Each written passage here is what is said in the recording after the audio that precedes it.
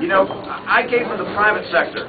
I haven't spent my life in government. And so I don't worry so much about what people think and getting on the TV and trying to fashion every PR moment. Instead, the first thing you do when you're in an enterprise that's having some challenges is you bring an extraordinary team of people together. You get people of different backgrounds, hopefully people smarter than you are, to come together and you debate the major issues you face. You gather data about those issues, and then you analyze it, decide what's the right course. And of course, the big issues that we're going to face, 1, 2, 3, are one, these jihadists. Even when Iraq is completed, and completed successfully, even when that occurs, we're going to still have to confront these radical Islamists, whether it's Sunni or Shia or Hezbollah or Hamas or the Muslim Brotherhood. We're going to have to confront that challenge. Number two, we're going to have to find a way to improve our competitiveness relative to Asia. Our schools are falling behind. We're not graduating as many engineers and PhDs as they are.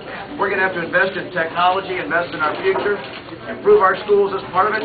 Healthcare is going to be on the very front of my list as well. I want to make sure that everybody participates in our healthcare system and is paying their own way.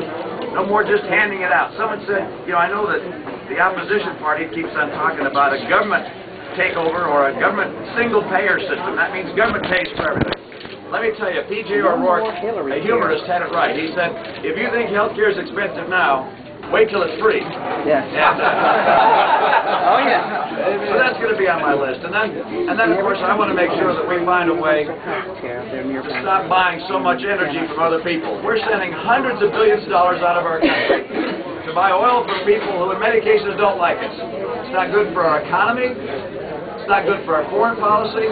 And it may well be heating up our planet at the same time. For all those reasons and more, it's time for us to get serious about becoming energy independent in this country, and I believe we can do that. So I didn't give you one, I gave you a whole pack of them. That's the nature of building a great team. If you have a great team and sound leaders, they're able to focus on a number of issues together, and that's what I propose to do. Thank you so much. I think you covered everything wonderfully. I have one question, and that is what do you plan to do about immigration, which I think we can even win the war on terrorism and still lose our country if we don't deal with this problem. Let me tell you what my thoughts are on immigration. Number one, I think we have to secure our border. We don't have people coming back and forth that are illegal, those that may be terrorists.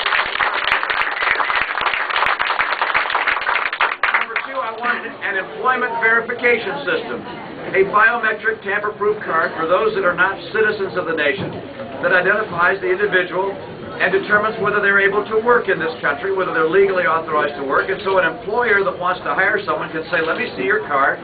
They look at it, they type it into their PC, they go on the internet, the government responds immediately, is it a valid card or is it not? If it's valid, you can hire them. If it's not, you can't. And if you do, then you're fined, just like for not paying taxes.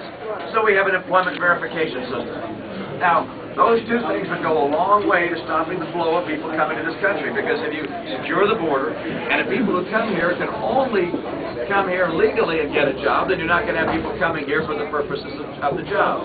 I would not round up the 12 million people that are here, or whatever the number is, and put them all on a bus and send them home. But I would insist that they go to get that card. If they're here, if they've committed crimes, they're going to go home. If they're here on government assistance, they're going to have to get off government assistance, or they're going to go home. And finally, let's look at our immigration laws. I love immigration. I love the fact that we bring people from other cultures here.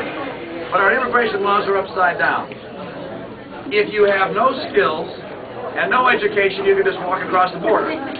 But let's say you're lucky enough to get admitted to a great university right here in South Carolina. You're going to get a master's degree in engineering, and you're coming from India, let's say.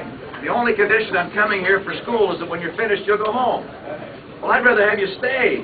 If you're going to come here and get an education, you want to stay here, we'd love to have you stay. So let's get our immigration system to favor those people that have high school degrees and college degrees and can add to our country. Immigration law makes a big difference for this country, and I know it's a real concern for all Americans. And I want to make sure we communicate as a party and I as an individual. I love immigration. I love immigrants. Look, we're all in this room, probably all descendants of immigrants and probably some first-generation immigrants ourselves. It's great for our country. but let's make it legal immigration. And let's stop the issue. You guys, I'm told that we got to go, and I want to make sure you have plenty of time for breakfast. This is a wonderful place. Thank you to our host for opening it up this morning. Senator, what a generous introduction. What a guy. I could not be more pleased. I've got an extraordinary team here. I don't know whether you've seen the folks who are supporting my efforts, but if you haven't, take a look at the list. I think it's in the paper this morning. But I could not be more pleased and more honored. Senator, thank you for you and your colleagues. And we got a lot of work to do. But together we can get the job done. Thank you, guys. Great to be with you.